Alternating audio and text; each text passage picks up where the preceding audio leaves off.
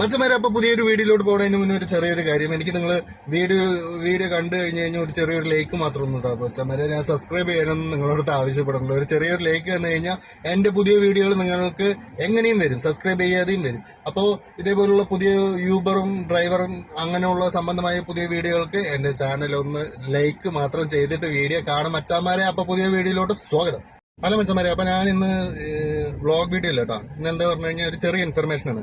അപ്പൊ എല്ലാവർക്കും സംശയം ഉണ്ടാവും. നമ്മളിപ്പോ ചെന്നൈയിൽ വന്നിട്ട് വണ്ടി എടുത്തു, വണ്ടി റെന്റിന് എടുത്തതാണെങ്കിലും നമ്മൾ കമ്മീഷൻ ബേസിന് എടുത്തതാണെങ്കിലും വല്ല തട്ടലും മുട്ടലും ഉണ്ടായാലും എന്തെങ്കിലും പൈസ നമ്മുടെ അടുത്ത് നിന്ന് പോവോ, നാട്ടിലത്തെ പോലെ തട്ടലും മുട്ടലും ഉണ്ടായി കഴിഞ്ഞാൽ പൈസ എങ്ങനെയെങ്കിലും നമ്മുടെ കയ്യിൽ നിന്ന് പോവോ എന്നൊക്കെ സംശയം ഉണ്ടാവും. എനിക്കും ഇവിടെ വന്നപ്പോൾ ആദ്യം നല്ല സംശയം ഉണ്ടായിരുന്നു.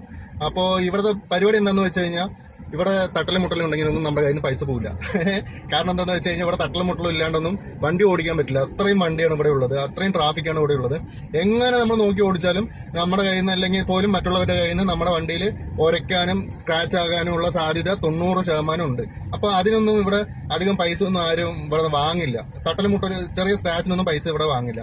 പൈസ വാങ്ങുന്നത് എങ്ങനെയാണെന്ന് വെച്ച് കഴിഞ്ഞാൽ ഇവിടെ പൈസ നമ്മൾ വാങ്ങുന്നത് എങ്ങനെയാണെന്ന് പറഞ്ഞു കഴിഞ്ഞാൽ നമ്മുടെ വണ്ടിയിൽ എവനെങ്കിലും കൊണ്ട് ഇടിച്ചു കഴിഞ്ഞിട്ട് അവന് അവിടെ സ്പോട്ടിൽ വണ്ടി നമ്മൾ നിർത്തുക, പോവുക, വീഡിയോ എടുത്തിട്ട് വേണം പോവുക. നമ്മൾ വണ്ടിയിൽ നിന്ന് ഇറങ്ങുമ്പോൾ തന്നെ വീഡിയോ എടുത്തിട്ട് പോവുക.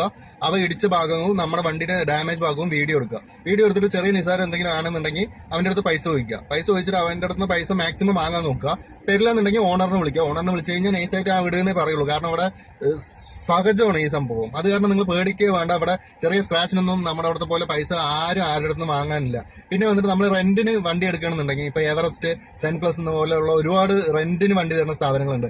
അവിടെ എങ്ങനെയാണെന്ന് പറഞ്ഞു കഴിഞ്ഞാൽ ഈ ആക്സിഡന്റിന്റെ ക്ലെയിം ഒന്നും അവർ എടുക്കില്ല. ബാംഗ്ലൂരത്തെ പോലെ നമ്മുടെ കയ്യിൽ നിന്ന് പൈസ പിടിക്കില്ല. അവിടെ എങ്ങനെയാണെന്ന് പറഞ്ഞു കഴിഞ്ഞാൽ നമ്മുടെ അടുത്ത് ഡെയിലി നമ്മളൊരു 10 രൂപ 15 രൂപ വെച്ചിട്ട് ആക്സിഡന്റ് ക്ലെയിമിന് നമ്മൾ നമ്മുടെ കയ്യിൽ നിന്ന് പിടിച്ചുകൊണ്ടിരിക്കും. അതൊന്നും മൈനസ് ആകുള്ളൂ. അതും നമ്മുടെ അടുത്ത് നിന്ന് കിട്ടുന്ന വണ്ടി എന്ന് പറഞ്ഞു കഴിഞ്ഞാൽ നമുക്കതിൽ പുതിയ സ്ക്രാച്ച് എവിടെ നിന്ന് കണ്ടുപിടിക്കാൻ പറ്റില്ല. സൈഡ് മൊത്തം സ്ക്രാച്ച് ആയിരിക്കും. അങ്ങനെ അതിനേക്കാൾ വലിയ എന്തെങ്കിലും പ്രശ്നം പറ്റിയാൽ മാത്രമാണ് നമ്മൾ വണ്ടി കൊണ്ട് സറണ്ടർ ചെയ്തിട്ട് ആക്സിഡന്റ് ക്ലെയിം അത് നമ്മുടെ അടുത്ത് നിന്ന് നിസാര പൈസ പിടിക്കുന്നതും പിന്നെ അവര് ഇൻഷുറൻസ് ചെയ്തിട്ട് അത് ചെയ്തോളും. അതൊന്നും നമ്മുടെ അടുത്ത് നിന്ന് ബാധിക്കുന്ന പ്രശ്നമില്ല. സ്പോട്ടിൽ നമുക്ക് അടുത്ത വണ്ടി കിട്ടും. അത് കാരണം ആക്സിഡന്റ് ആയിട്ട് നമ്മുടെ കയ്യിൽ നിന്ന് പൈസ പോവോ, അയ്യോ അവിടെ വന്നിട്ട് എത്ര ട്രാഫിക്കിന്റെ ഇടയിൽ കൂടെ വണ്ടി ഓടിച്ചിട്ട് എനിക്ക് എന്റെ കയ്യിൽ നിന്ന് പൈസ പോകുക എന്നുള്ള യാതൊരു ടെൻഷനും വേണ്ട. അങ്ങനത്തെ ഒരു സ്കീം ഇവിടെ ഇല്ല. ഓക്കെ. പിന്നെ നമ്മളെ പോലെ നമ്മുടെ കേരളത്തിൽ നിന്ന് വന്ന മലയാളി തെണ്ടികൾ കുറെ ആൾക്കാർ ഇവിടെ വണ്ടി അവര് എടുത്തിട്ട് ചെയ്യുന്നുണ്ട്. അവര് സാധാരണ നമ്മളെ പോലുള്ള ഏതെങ്കിലും അയ്യോ പാവങ്ങളെ സൂപ്പറായിട്ട് വെച്ച് പറ്റിക്കുന്നവരുടെ അടുത്ത് പോയി പെടാതിരിക്കുക. മനസ്സിലായില്ലേ? അത് മാത്രമേ പ്രശ്നമുള്ളൂ. മലയാളികളാണ് ഇവിടെ പ്രശ്നക്കാര്, അല്ലാതെ തമിഴ് അണ്ണന്മാരുടെ അടുത്ത് യാതൊരുവിധ പ്രശ്നവും ഇല്ല. ധൈര്യമായിട്ട് കയറി വന്നോ, ചെന്നൈ സൂപ്പറാണ്.